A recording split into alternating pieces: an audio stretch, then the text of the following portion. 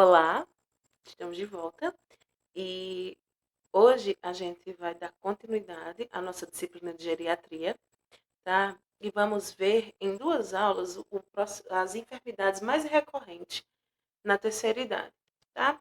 Começando aqui pela diabetes, tá? Que é bastante comum a gente encontrar idosos diabéticos. Olha só, nos últimos 10 anos o diabetes cresceu 60% no Brasil.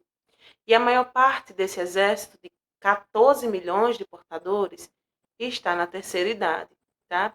Para se ter ideia, segundo o último Vigitel, a pesquisa realizada regularmente pelo Ministério da Saúde, quase um terço dos diabéticos tem 65 anos ou mais, tá? São idosos. Então, é um número muito alto, muito elevado. Então, a diabetes ela é uma doença prevalente, tá? Principalmente em pessoas com 65 anos de idade ou mais, tá? Então, a prevalência aí é de até 40% nessas pessoas. E a gente já sabe os fatores de risco, tá? Que são histórico familiar, né, parentesco, principalmente de primeiro e segundo grau, obesidades é um fator de risco altíssimo, negros, indígenas e hispânicos têm mais probabilidade a ter diabetes, tolerância à glicose, hipertensão arterial vem ali associada ao risco de diabetes, nível de colesterol HDL menor que 35 miligramas por decilitro, triglicerídeos acima de 250 miligramas e histórico de diabetes gestacional ou RN maior que 4,5 kg. Tá? Então, são alguns fatores aí de risco. Tá? A gente sabe, pessoal, a fisiopatologia, só dando uma relembrada aqui para vocês, que a insulina ela é secretada pelas células do pâncreas, tá? Que é um hormônio anabólico ou de armazenamento. Quando uma pessoa ingere uma refeição, a secreção de insulina vai aumentar, tá? E induz o movimento da glicose no sangue para o músculo, o fígado e as células adiposas, tá? E aí nessas células a insulina faz o quê? Ela transporta e metaboliza a glicose para produzir energia, estimula o armazenamento da glicose no fígado e no músculo, sinaliza o fígado para interromper a liberação de glicose, intensifica o armazenamento de lipídios dietéticos no tecido adiposo e acelera o transporte de aminoácidos para dentro da célula. Tá? Então, são algumas das funções da insulina. E aí, durante os períodos de jejum, pessoal, o pâncreas continua liberando insulina, certo? E outro hormônio pancreático, o glucagon, ele é liberado quando os níveis de glicemia diminuem, tá? E estimulam o fígado a liberar glicose armazenada. O fígado não estava lá armazenando a glicose, então quando os níveis de glicemia vão diminuindo, tá? O glucagon chega lá e faz com que o fígado libere aquela glicose que ele estava armazenando.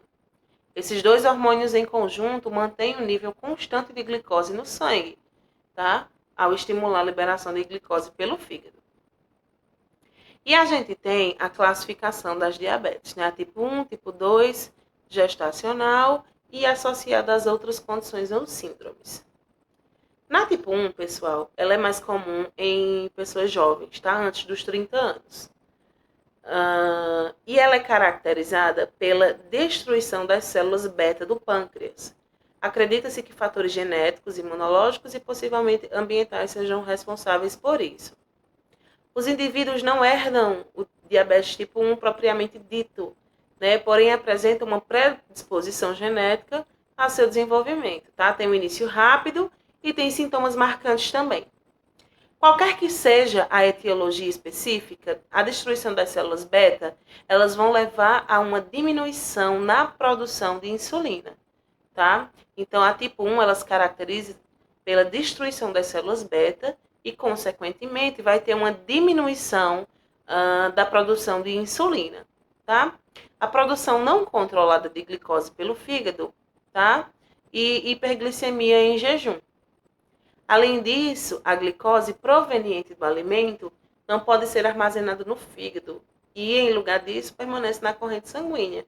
Contribui aí para hiperglicemia pós-prandial, ou seja, depois que você se alimenta, eleva esse nível de glicose, porque ele não vai conseguir armazenar no fígado, vai ficar na corrente sanguínea, então vai ocorrer aí uma hiperglicemia. E na tipo 2, tá, que vai afetar cerca de 90 a 95% dos indivíduos com a doença, vai ocorrer geralmente após os 30 anos, né, e em pacientes obesos, tá? Porém, sua prevalência entre os mais jovens vem aumentando devido à crescente epidemia de obesidade entre crianças e jovens, tá? Os dois problemas principais relacionados com a insulina no tipo 2 é a resistência à insulina e o comprometimento da secreção. Tipo 1, destruição das células beta, tá? E dificuldade de secreção de glicose ali pelo fígado, tá? Na tipo 2, ela vai ter uma resistência à insulina, tá? Então, para superar essa resistência e evitar o acúmulo de glicose no sangue, quantidades aumentadas de insulina precisam ser secretadas para manter aí um valor de glicose dentro do normal. Se está aumentando a glicose, obviamente vai ter que ser produzido mais insulina para estar mantendo ali a glicose no nível normal, tá? Esse processo é denominado de síndrome metabólica, que consiste em hipertensão, hipercolesterolemia e obesidade abdominal, tá? Quando as células beta elas não conseguem acompanhar essa demanda aumentada de insulina, o nível de glicose aumenta e, consequentemente, ocorre a diabetes tipo 2, ou seja, tá, a demanda de glicose está altíssima, a gente não consegue secretar insulina suficiente para manter a glicose no nível normal no nosso sangue, e aí, consequentemente, ocorre a diabetes tipo 2, tá? Esse tipo de diabetes está associado a uma intolerância lenta e progressiva à glicose. Seu início pode passar desapercebido durante muitos anos, tá? E se o paciente apresentar sintomas, eles frequentemente são discretos e podem incluir fadiga, irritabilidade, poliúria, polidipsia, cicatrização deficiente de feridas, infecções vaginais ou visão turva, tá? E para a maioria dos pacientes, geralmente ele é detectado de forma acidental. Então, assim, esse ambiente, tá? Ele vai tornar o idoso mais sujeito não só ao surgimento do problema, mas também às suas consequências mais graves. O risco de ter uma doença cardiovascular ou infarto é maior, e as complicações como amputações, cegueira, insuficiência renal vão ficar mais evidentes, tá? E sem contar que a glicemia descompensada acentua dificuldades frequentes nessa fase da vida. Ela pode incapacitar o idoso, pois vai elevar o risco de demências, como o Alzheimer, além da neuropatia diabética, que faz com que a pessoa perca ali a firmeza ao andar, tá? O aumento da incidência da doença nessa população é que, com o tempo, a fabricação de insulina vai caindo, tá? Como é esse hormônio responsável por colocar glicose dentro das células, a falta dele vai resultar mais açúcar circulante e uma sobrecarga do pâncreas, tá? Porque o pâncreas vai tentar ali ficar produzindo insulina, insulina, insulina e a glicose só aumentando, né? Então vai chegar uma hora que ele não vai dar conta do recado. A sarcopenia, né, que é a diminuição de massa muscular, que acontece na terceira idade, ela vai se acentuando, né, com os maus hábitos de vida, mudanças alimentares, e aí o indivíduo ele vai começar a perder massa muscular, né, e vai ganhar massa gorda. E esse é um dos principais fatores para o surgimento de diabetes tipo 2 nesse período, tá? Ele vai perder ali massa muscular que está armazenando glicose e vai começar a ganhar massa gorda, né? Que não vai conseguir armazenar a glicose. Então, a glicose vai ficar onde? Na corrente sanguínea, certo? Então, vai gerar uma sobrecarga do nosso pâncreas. Os músculos consomem glicose, tá? Então, ajudam a regular os níveis dela no sangue, como eu acabei de falar. Ao mesmo tempo, mais gordura quer dizer maior resistência à insulina. Outro quadro que abre caminho não só para que a doença se instale, mas também para que as complicações apareçam. Com medidas simples, pessoal, já é possível barrar essa queda natural da massa muscular, tá?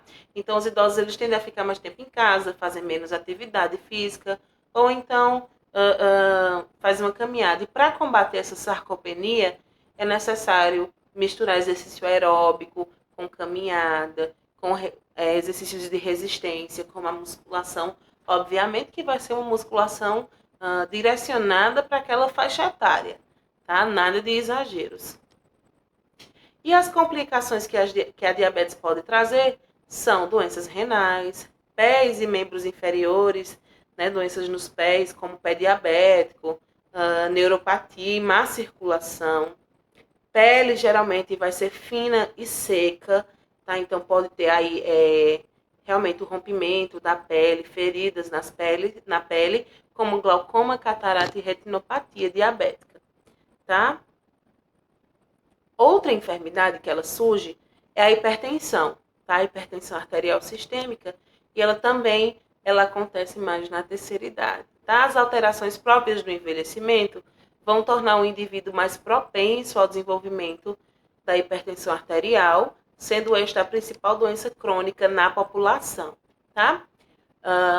Com o passar do tempo, pessoal, a aorta ela vai envelhecendo, tá? Então, essas alterações das propriedades vasculares da aorta, que vão ocorrer com o envelhecimento, têm importante papel na progressão da hipertensão, tá? Algumas consequências são alterações do pulso e pressão arterial, disfunção diastólica e dissecção aórtica, tá?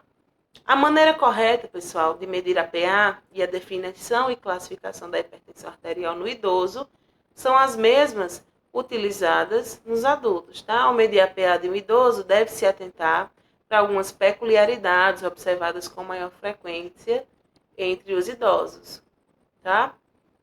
Que pode ser uma medida falsamente elevada devido à rigidez arterial. A medida é elevada basicamente em serviços de saúde, tá? Então, geralmente são medidas repetidas nos consultórios, tá? E aí o idoso ele fica nervoso, ele fica ali ansioso e faz com que essa pressão suba. Então, seria interessante de fazer medidas ali repetidas no seu domicílio ou até o mapa mesmo, tá? Hipotensão ortostática, tá? Sempre está medindo a pressão arterial em duas posições, ou seja, nos dois membros. E também a pressão arterial maior que 140 e a sistólica 140 e diastólica menor que 90, tá? Então, fazer a medida correta e reconhecer aí os riscos que pode trazer para esse idoso. Os idosos, seja pelo tempo mais longo de hipertensão ou pela soma de fatores de risco, possuem uma maior prevalência dessas lesões, como alteração no fundo de olho, da pressão, tá? Então, regularmente, anualmente, fazer exame de vista, tá? O exame oftalmológico, insuficiência renal, doença cerebrovascular, HVE e arteriosclerose periférica.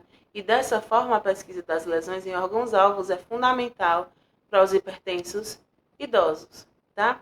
Então é isso, na próxima aula eu vou trazer só o restinho das doenças mais prevalentes na terceira idade, para que a gente possa estar encerrando a nossa disciplina, tá? Tchau, tchau.